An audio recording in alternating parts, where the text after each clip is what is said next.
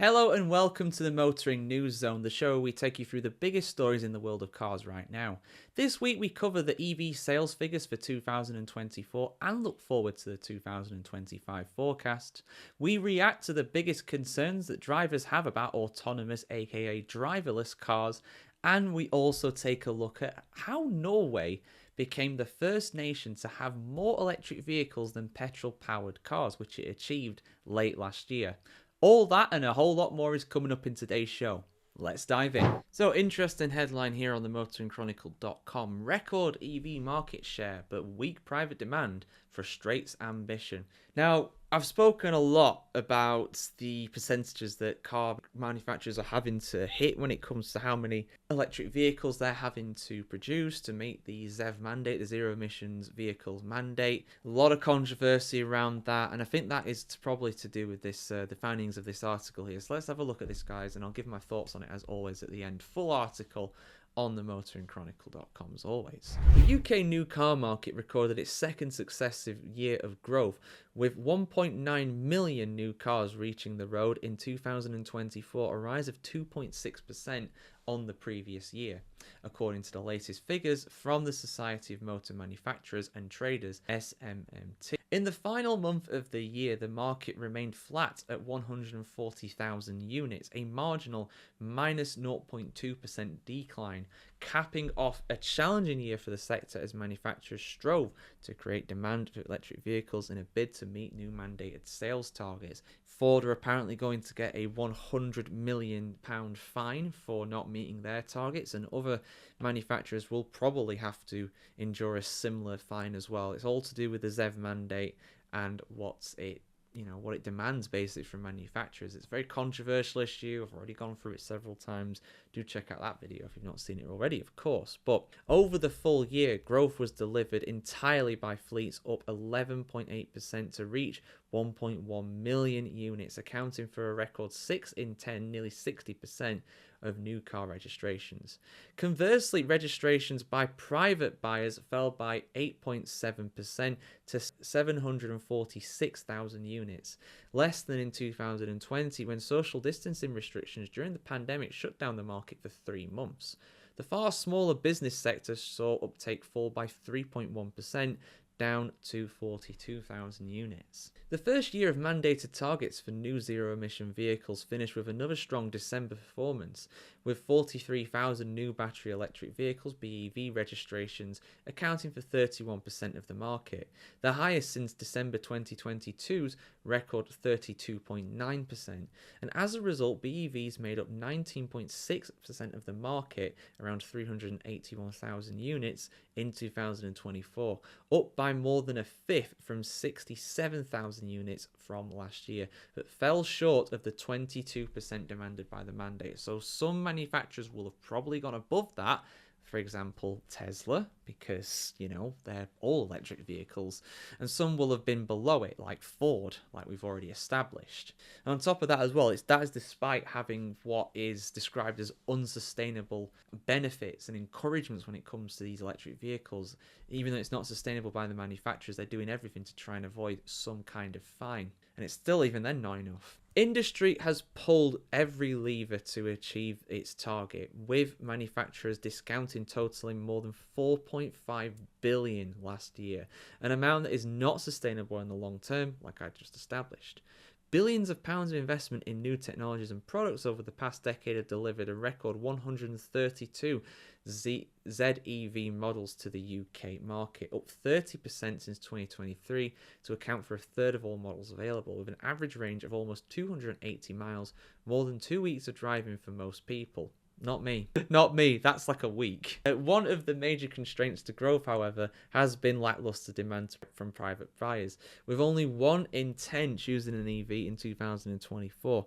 Petrol remained the highest popular powertrain among these buyers, commanding 61% of demand, with hybrid electric vehicles, HEVs, in second place at 16%.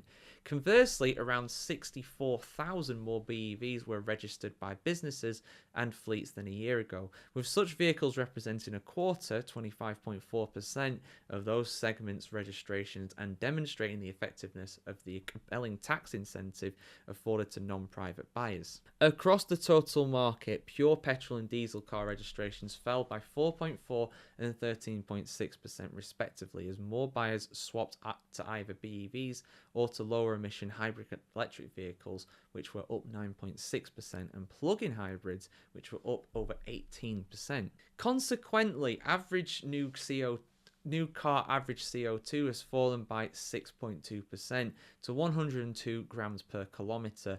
While this will assist some manufacturers with mandate compliance, the extent to which it will help is remaining unclear until confirmed baseline CO2 figures are provided by the government.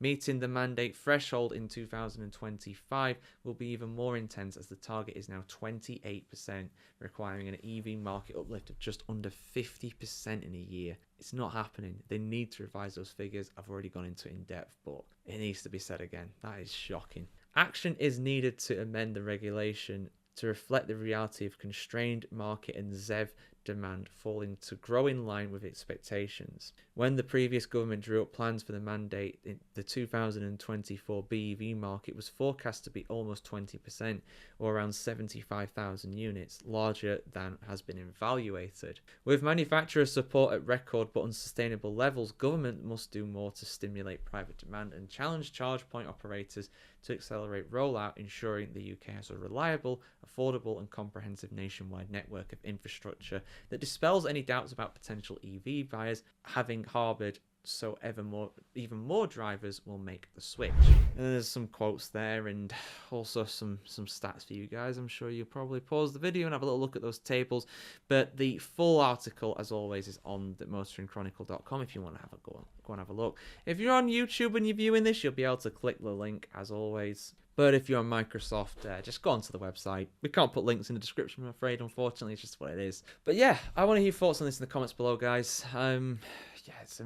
It's not a surprise. It's kind of what we expected, but to see the figures actually in there, 4.5 billion they're pumping into these EVs, and it's still not enough. They need to revise the figures. There's no other way around it, basically. Just like my camera, they are not focusing on the right thing right now. There we go. That's better. You can see me now. But yeah, so thoughts in the comments below, guys. So we already brought you the news of how many EV sales the UK had in 2024 and all the problems that could potentially cause manufacturers. But let's have a look forward to 2025. What can we expect from this year, and can we expect more fines to be handed out to manufacturers of cars in the United Kingdom? Let's have a look at this, guys. Full article here on the motoringchronicle.com as always. Electric car sales in the United Kingdom will increase to 440,000 in 2025, representing 24% of 1.84 million total new car sales, according to forecasts from leading EV leasing company Drive Electric. This is a 4.4% increase compared to electric car sales, equating to 19.6% of the total new car market in 2024, which was around 381,970 units. Although new electric car registrations accounted for 31% of the market in December 24, as manufacturers aim to hit the government's zero-emission vehicles mandate target, and I imagine some of them, such as Ford, like we've already covered, failed to do so. The continued growth in electric car sales shows that more and more motorists are embracing EVs, but the forecast of electric cars representing 24% of total sales this year means that the 2025 ZEV mandate target of 28% will be missed. So inevitably, if that's to happen, more car companies will be fined, and fined very heavily. I think it was like a 12 or £15,000 fine per vehicle that they are underneath that target. So it adds up very quickly. Drive Electric's 2025 electric car sales forecast is informed by a number of factors. Good news includes that there are increasing numbers of EVs coming to the market in 25, with smaller and more affordable models, including entrants from China, as well as battery costs reducing and more EVs being offered at price parity with petrol cars.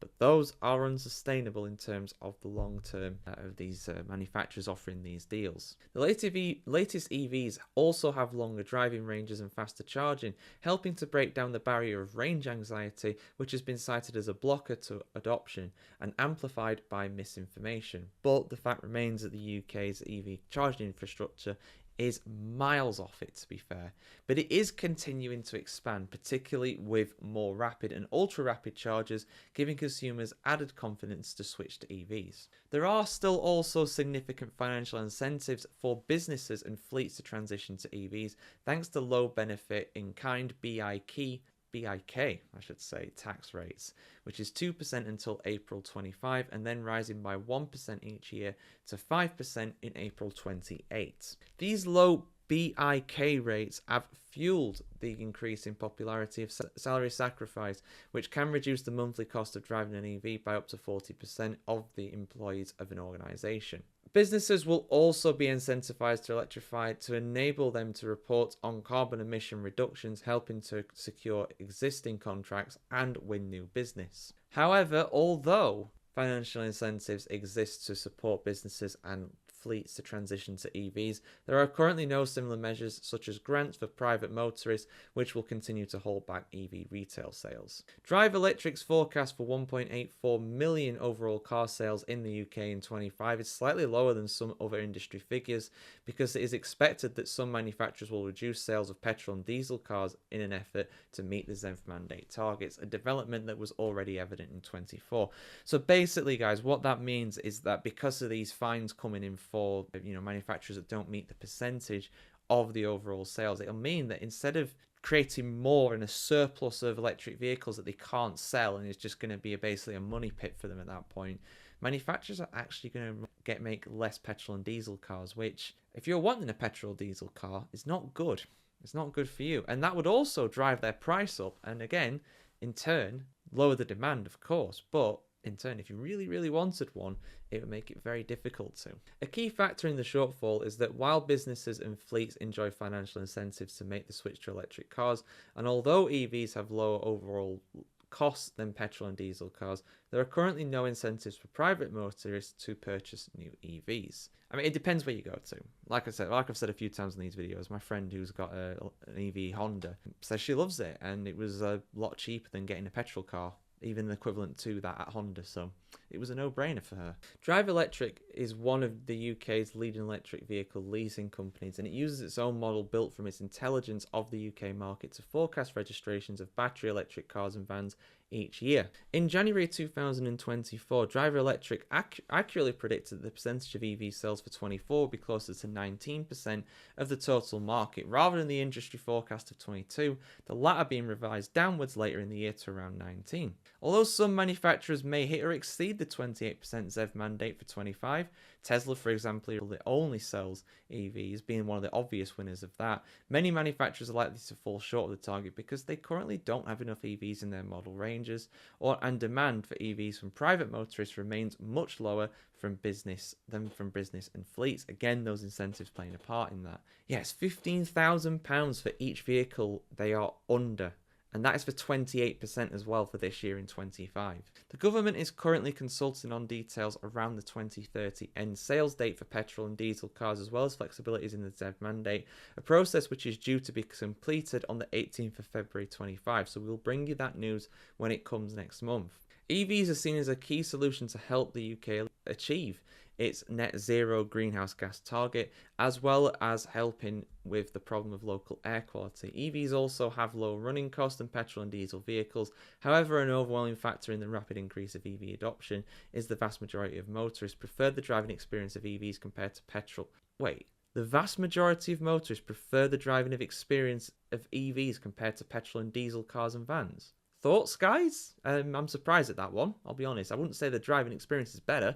Definitely different. Drive Electric is an electric vehicle leasing company. I've already been through that. So, yeah, thanks to Drive Electric for some information on that there. But at the end of the day, I mean, a lot of the same issues are still there. It's good to know that the government is at least considering it. So when I brought you the news about Ford getting that massive fan, because that's a huge, that's a huge video for us. We've done really well with that one. So thanks for all the support and the comments and the fantastic discussion, particularly on Microsoft about that. Also on YouTube, in fairness, too. It's done really well there, too. So, when we brought you the news of that, we knew that the government was going to at least consider changing the rules, allowing for some exceptions and stuff. And I'm hoping that they can kind of settle this out of court, for lack of a better term, really, and we don't lose Ford, or we don't have Ford downscale or something like that in the UK, because that could easily happen if they're getting fined like this.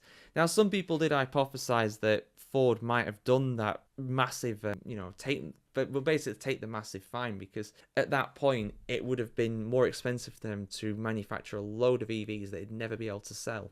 So there is that too. So there's a lot of thinking behind this, a lot of different cogs in this machine, if you will, and we'll have to see what happens with it. But yeah, if the government doesn't change their forecasted mandate thing to update to what it's most likely to be for what it has been for 24 and what it will be for 25, then yeah, it could get ugly. It could get real ugly. And I'm worried for the UK car industry, as I've said on a number of occasions. But there we go, guys. So yeah, forecast is for EV sales to increase, but not increase by enough in 25. Kind of what we expected, really, but that is what the estimates are saying. Your thoughts in the comments on all this below, as always. So I was on social media the other day, and I saw an interesting story regarding Norway, and how Norway have become the first country in the world to have more electric vehicles than petrol-powered cars. And while this isn't that new of a story, this was announced back in September last year in 2024, I think it's a really interesting one, because to my knowledge, they're still the only country to do this, and how they've done this is fascinating, really. And I feel like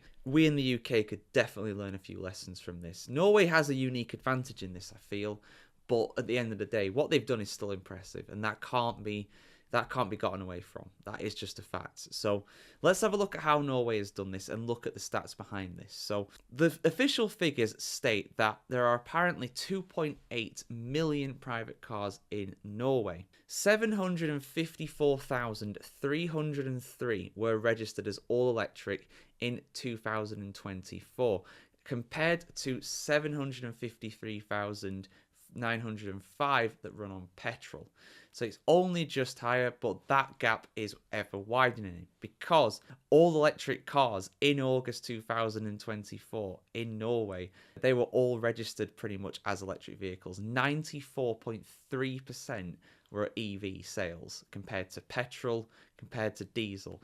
Now, from the first stat that I read you there, you might be wondering, wait a minute, you said there were 2.8 million private cars, and if you add up all of the petrol-powered ones and all of the electric ones, you only get 1.5 million. Where's the 1.3 million? Well, that goes to diesel, which is still the most popular powertrain to have with a car in Norway, going off of these stats. But the fact remains that they have more electric vehicles than petrol-powered cars. But electric vehicles aren't yet 50% or higher, because when I first saw that stat, I thought, oh, does that mean that the majority are now electric vehicles? Not quite, but it's getting there. It's getting there. I mean, you've got, 25%, 28%, something like that, are electric vehicles already. And as I said with the sales figures, you're talking about pretty much every car nowadays is sold as an electric vehicle in Norway. But how did they do this? Well, if you know anything about Norway, and if you know anything about the Nordic countries, but Norway is particularly good at this, you'll know that they invest extremely heavily in public services. Now, there's a few ways they do this. The first one is that they're taxed very highly over in these countries. Their tax is something like, depending on how much you earn, is coming up to like 50% or so. Now, wages are very high in Norway, so overall the people there are very well off. But the fact remains that a lot of money that people earn is taxed. So a lot of that money is then reinvested into public services, such as public transport, such as electric charging stations as well for electric cars, and also subsidies as well. Now, this is something that we in the UK do, but we do it to a level where it is unsustainable, and we're doing it to a level that is unsustainable in the hope that these manufacturers actually meet their zero emissions mandates. So we're doing that, but we're just not doing it in the correct way. And on top of that as well, the irony of all this as well is that Norway is actually one of the biggest oil producers in Europe. Norway exports a lot of oil. The North Sea, which basically Norway and the UK pretty much shares when it comes to the oil resources there, because there's a lot of it. Norway just exports a lot of it. It doesn't use that much of it itself, really, and that earns billions every single year that they, again, through their wealth fund, they reinvest into public services, into those subsidies for electric cars. But the biggest thing for me The biggest difference in the UK and Norway when it comes to this, though, has to be the infrastructure. Norway has electric charging stations everywhere. Now, in the UK, we're investing in it, and it's getting better slowly. But it's still miles behind Norway. And the thing is, right, you can have the cheapest electric cars in the world, right? You could have the cheapest electric cars here in the UK. But the fact remains is that if you don't have enough infrastructure there for it, what's the point? It'd be like having a bunch of petrol cars back in the early 20th century. Like, there was barely any petrol stations. It'd be really difficult to get around. So a lot of people just drove in the cities rather than using that as intercity transport like the trains were. So yeah, basically the UK's got a lot to learn, and it can learn some of it from Norway. But it's not that simple, of course. Norway does this because it has the money to do this, and the UK doesn't have the money to do this. As simple as that. Or they just don't have the intent to do it. You know, depends who you ask, depends where the chicken and egg lands on that one at the end of the day. But yeah, so that's how Norway has done it. And yeah, pretty soon it will be 50%, I imagine. 50% of all cars in Norway will be electric vehicles. And another way, on top of that, the last point I'll make is because I did look into the comments on this post as well. And apparently all vehicles in Norway, they're all public vehicles, all government vehicles, sorry, I should say, are electric vehicles, all of them, except for police and except for military. So all the buses are all electric, any kind of government vehicles, so anything that's actually for the government itself. So I guess all their ministers have electric vehicles if they have that as well. So yeah, just all of those are electric vehicles as well. It's just, you know, practice what you preach at the end of the day, and that does set an example that a lot of people are clearly willing to actually follow. So yeah, so long-time viewers of the motoringchronicle.com will know that I like Kia. I own a Kia, that's my current car, and I used to have a Kia years ago as well, and I've never had a problem with it, ever. Not a single one. But by the looks of things, with recent developments, I should actually count myself pretty lucky, because Kia really have egg on their face. There is a new round of recalls. Now, manufacturers recalling cars is not that uncommon. It happens a lot more than you think, and it's rarely for reasons that are trivial. I remember Toyota years ago, they had their brake issues. I mean, you don't want your brakes to fail, do you? This one is a little trivial in a sense, but the repercussions of it are absolutely massive for Kia.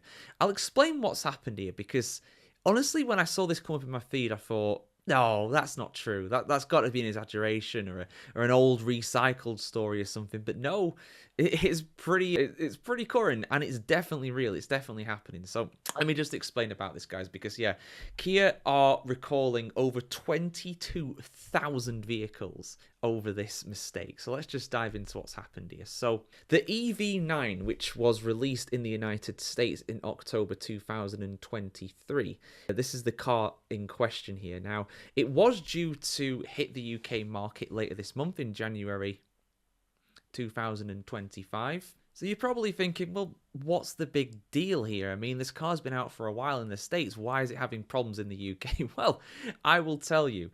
Basically, it is down to a bolt, a single bolt in the seats that is not correctly tightened. It's not correctly been fitted. It's just been left out in a lot of cases, apparently. And yeah, basically, yeah, the National Highway Traffic Safety Administration in the UK announced on the 20th of December that there was a problem with the bolts to do with the seats. Some seats have been fitted into cars without mounting bolts. So basically, it's a big safety issue. Again, people might think, well, what's that such a big deal? Well, if you don't have have your seats, kind of attached to the car correctly, in the event of an accident, that could be very, very bad. Now, these cars were actually manufactured between 2023 and 2024, over around a year in Korea, and they've been shipped over to the UK, and obviously they've just failed this inspection that's happened. It's quite a terrible look for Kia, I will be honest. Apparently as well, allegedly, according to reports that I've read, because I've read quite a few news announcements on this, because it's been in a lot of places.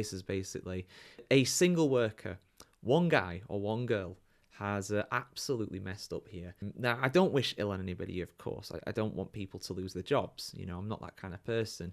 But I think this person's probably lost the job. I mean, this has cost Kia an absolute fortune, because now, presumably, they have to get all the cars that are in the UK, ship them back to Korea to correct the fault, or perhaps correct the fault over here. I don't know what would be easier, to be honest. And then on top of that as well, they're going to have to apologize to all the people that have pre-ordered them. They're going to lose out on sales. There's the reputational damage. I mean, this is millions and millions and millions, or in the case of Korea, billions and billions of one. I mean, if anybody's watched, has watched Squid Game, they'll know how much their currency is actually worth, and it's not a lot. So yeah, it'd be billions and billions and billions of one, their currency over there, that it's cost them, and it's a terrible one, this. Kia have actually come out and, acknowledged this mistake as well. They said, and I quote, "Due to an error by a plant assembly worker, the second and or third row seat mounting bolts may be missing." And apparently the owners, the people who have pre-ordered this, will get a letter on the 24th of January 2025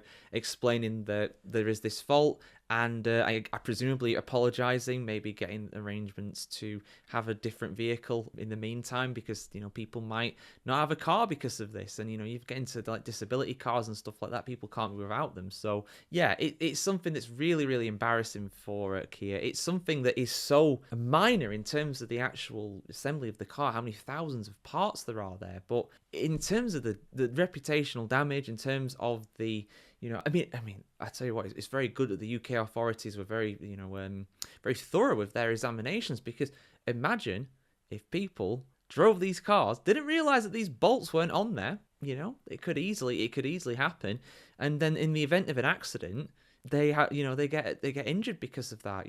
As bad as this is for Kia, it's a hell of a lot better than what it would have happened if these cars were actually released into the UK market and allowed to go on the roads, because then you're talking about a lot more money and a lot more reputational damage. But yeah, one plant worker has absolutely sabotaged Kia here. They really have. Maybe they're a secret Hyundai admirer or Toyota employee or something like that. I mean, I'm just joking, of course. I'm just joking. But, this, I'm glad it's been spotted. It's something that's really going to hurt Kia. I still love Kia, don't get me wrong. It's not going to change my opinion of them. But I tell you what, it's going to change the opinions for some people.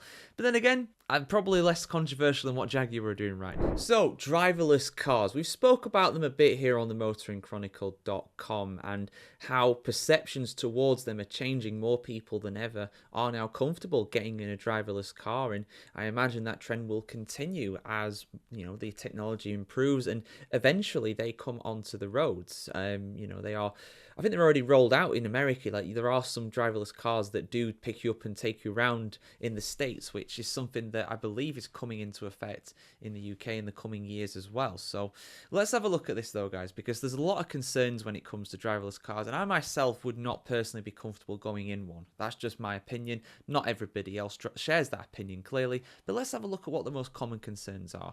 Full article on the motoringchronicle.com. New research has revealed that just over half of motorists, at 57%, are concerned about the feeling of not being in control in self-driving cars. That is my biggest fear personally. The study, which was commissioned by a leading vehicle history check and valuation specialist, HPI again, doing it with these surveys, man, they're great with these. They polled the views of over 2,000 UK adults and found that the next biggest area of concern for under half of drivers, 49%, was the behaviour of other road users. Yeah, that's the other problem too. How does an AI car react to a tailgating BMW behind you?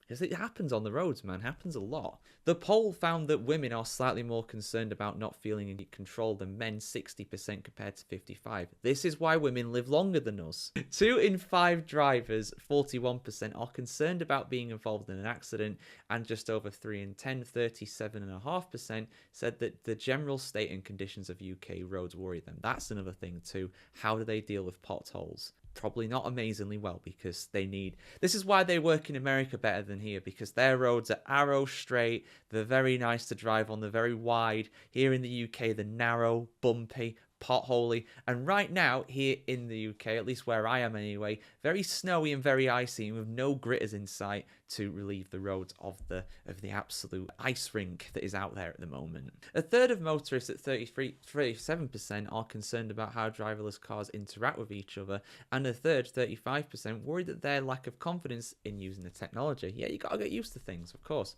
Faults and breakdowns are on the minds of 3 in 10 at 35%, and similarly, 35% have trust issues with driverless cars. 34% are deterred by the cost of a driverless car, assuming that they are more expensive than normal cars. Not being able to drive how they would like to is an issue for just 1 in 5, 20%, and sticking to speed limits is a worry for less than 1 in 10 at 9%.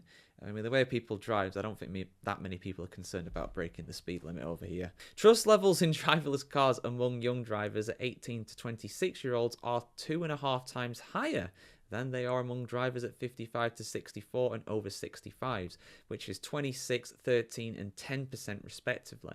In May 2024, the Automated Vehicle Act, the AV Act, was passed into law, providing the legal framework for driverless cars to operate on UK roads. The AV Act sets out all the safety standards, data security and insurance requirements, and could see driverless cars operational in the UK as soon as 2026. So yeah, some interesting stuff there when it comes to the shifting attitudes. This was a relatively recent survey as well, conducted independently in October 2024. I mean, for me, I've made my feelings on this clear. I am not a fan of that personally, and I don't think I would ever be comfortable with it. The technology is impressive, of course, what these cars can do, but I've seen some driverless cars try and operate in the real world. I think Marquez Brownlee, the tech YouTuber, he did one a while ago with a Tesla, and basically he took it around New Jersey, which is near New York in the US, and somewhere that kind of sounds a bit similar to Huddersfield and Leeds, where the drivers are just terrible and very aggressive, and basically the car just couldn't hack it. It could not do it. It was overcautious, which is better than being overly aggressive, of course, but in terms of being efficient and being as good as a person driving, it just couldn't do it. It really struggled with pulling out from junctions when cars were coming the other way. It was very, very cautious. He described it as his grandmother driving, which again is not the worst thing, but it's not ideal. So the technology has a long way to go, in my opinion. And 2026, I mean, I know it says as soon as, so it might not be then, but I feel like that's too soon. I mean, that's a year away now. That's only a year in the future. So for me, it's got a long way to go, and I personally would not get in a driverless car. I just don't like the idea of it. The control thing is a big thing for me. I don't trust the technology as well. I agree with a lot of the opinions on there in terms of the negative aspects of it. I pretty much subscribe to all those. You know, and I just like the feeling of the fact that I'm making my own decisions and I am in control of my destiny effectively. I know it's a bit dramatic and that might sound a bit hyperbole, I'm saying that, of course, but that's effectively what you're doing. And if you're taking that control away and the car has an accident, the car does a speeding ticket, the car ain't going to pay for that. You're going to have to pay for that, aren't you? You're the person that chose to not drive in that car. So there's a lot of issues, and especially, and in the UK, our roads are terrible. They are, for the most part, barely fit for purpose. So allowing an AI car, I mean, I've got the safety things in my car, like the collision prevention things, and that sounds off quite a lot. And also the lane change thing as well. You know, in the UK, it's not uncommon to have to go to the right-hand side of the road to get down the road because there's loads of parked cars on the left, or if there's a little gap in between, you kind of have to straddle the line to get through on a lot of these local streets. On the motorway, it's different. On big A roads, it's different. That is a different conversation. And I think I would be more comfortable with that. But because of the high-speed nature of it, I also would not be comfortable. But that's just my opinion. What's yours, guys? Would you get in a driverless car? Would you prefer a driverless car? Would you like to try it and see for yourself? Let us know your thoughts in the comments below. And of course, keep it subscribed to themotoringchronicle.com to see much more news on EVs, AVs, and any other kind of cars right here, guys. Like, share, comment, subscribe, ring the bell as well. And we'll see you very soon, guys. Have a good one.